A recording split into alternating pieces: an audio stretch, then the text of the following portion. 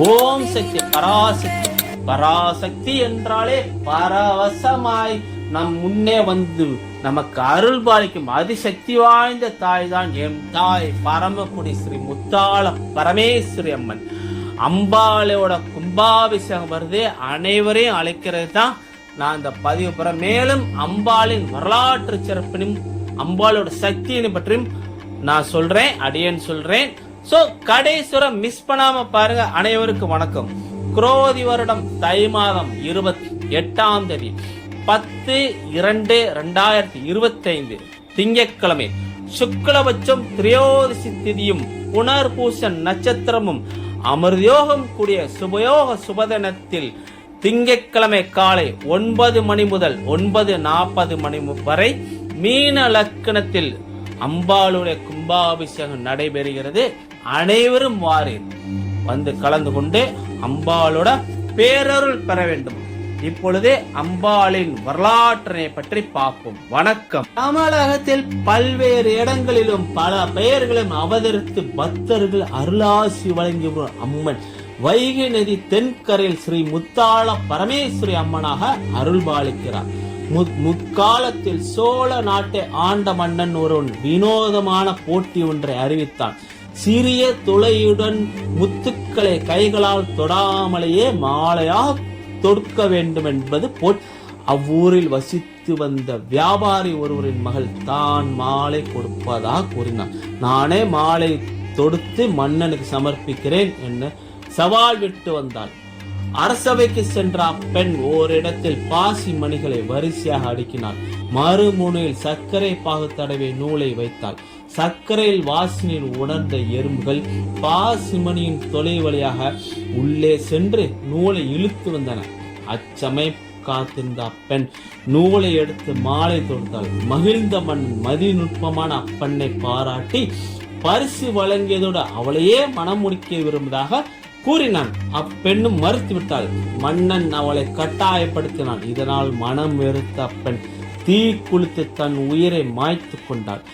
மாய்த்தது மட்டுமல்லாமல் மனித தன்மையிலிருந்து தெய்வத்தன்மைக்கு உயர்ந்து அப்பெண்ணை அடக்கம் செய்தாள். அடக்கம் செய்த இடத்திலிருந்து மண் எடுத்து வந்துதான் இங்கு பரமக்குடி ஸ்ரீ முத்தாள பரமேஸ்வரிக்கு அம்பாள் கோயில் கட்டினார்கள். முத்துமணி மாலை கோர்த்தவள் என்பதால் முத்தாள பரமேஸ்வரி என்று பெயர் பெற்றாள். மூலஸ்தானத்தில் முத்தாள பரமேஸ்வரி அம்மன் சாந்த ரூபமாக தாமரை பீடத்தில் அமர்ந்திருக்கிறார்.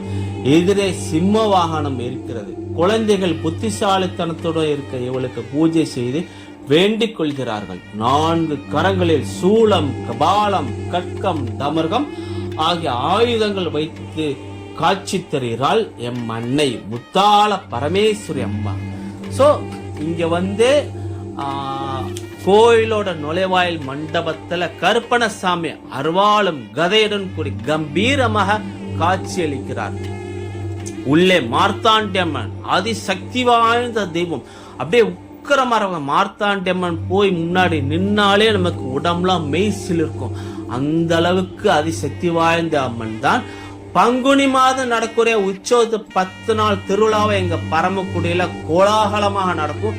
அங்கு வந்து அக்னி சட்டி ஏந்தி மக்கள் வரும். அக்னி சட்டியின் உக்ரத்தில் அம்பாள் அப்படியே கண் குளிர பார்க்கலாம். அப்படியே உயிரோட்டம் பார்க்கும்போதே நம்ம அப்படியே உடம்புலாம் மெய்சில் இருக்கும். அந்த அளவுக்கு சக்தி வாய்ந்த தெய்வம் தான் மார்த்தாண்டியம்மன் முத்தாளம்மனும். அப்படியே அக்னி சட்டி ஏந்தி வரும் அனைத்து மக்களின் உடல் இறங்க அப்படியே அம்பாள் அப்படியே ஆடி அசைஞ்சு வர்றது பார்த்தீங்க. அப்படியே பார்க்க காண கண் கோடி கண்கள் விடும். அந்த அளவுக்கு அங்கு திருவிழா அப்படி அற்புதமா நடக்கும். பங்குனி மாதம் பாத்தீங்கன்னா 10 நாள் திருவிழா நடக்கும். அதுல வந்து அன்னை ரிஷப வாகனம், அன்ன வாகனம், யானை வாகனம், வெள்ளி சிங்க வாகனம், குதிரை வாகனம் என அன்னை வந்து வீதி உலா வருவாங்க. பால் குடம் எடுத்து வந்து நேர்த்திக்கடை செலுத்தும் நிகழ்ச்சி இங்க எங்க ஊர்ல நடைபெறும். கோயில் மேடைகளில் ஒவ்வொரு நாள் இரவு முழுவதும் கரகாட்டம், பொய்க்கால் குதிரை, மாடு, மயிலாட்டம், இலக்கிய இன்னிசை, பட்டிமன்றம் அதெல்லாம் நடக்கும்.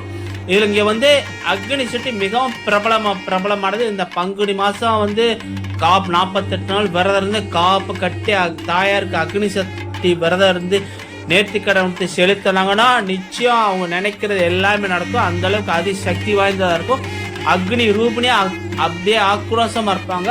பூச்சை திருவிழா நடத்தி பால் குடம் நடத்தி பால் அபிஷேகம் செஞ்சு பூச்சை திருவிழா நடத்தும் பொழுது அம்பிகை சாந்தமாவாங்க. அப்படியே கோயிலே மலரால் அலங்கரிச்சு அப்படி பார்த்தீங்கன்னா மலர்ல அப்படியே மிதப்பாங்க எங்க தாயார் முத்தாள பரமேஸ்வரி அம்மன். அந்த அளவுக்கு சக்தி வாய்ந்த சிறப்புமிக்க கோயில் தான் இங்க.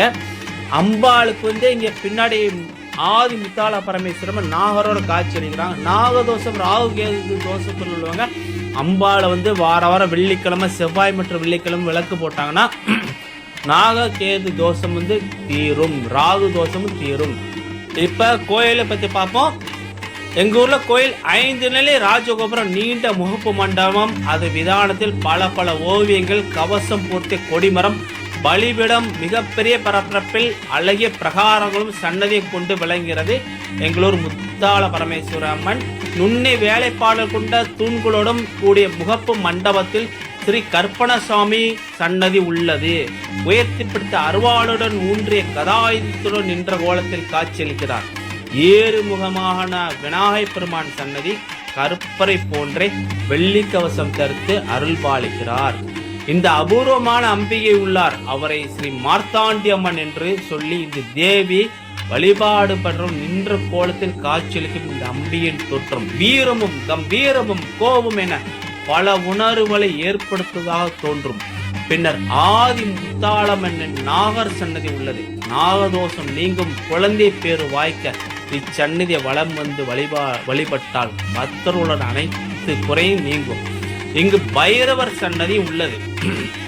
ஸோ இங்க வந்து ஒவ்வொரு அஷ்டமிக்கு பைரவருக்கு பூஜை பண்ணும்போது நம்ம நினைச்ச காரியம் எல்லாம் நடக்கும்.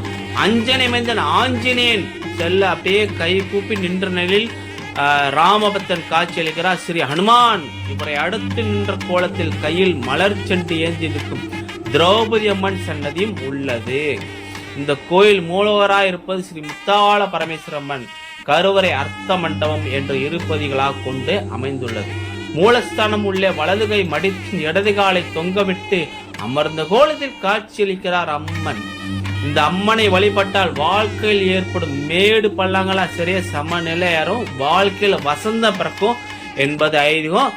வாங்க அனைவரும் கும்பாபிஷேகத்துக்கு வந்து கலந்துக்கோங்க. எங்களோட முத்தாள பரமேஸ்வரி அம்மனை வணங்கி வழிபட்டு வாழ்க வளமுடன். பரம் குழந்தை ஸ்ரீ வராகி வேந்தன் மணிகண்டன். வணக்கம்.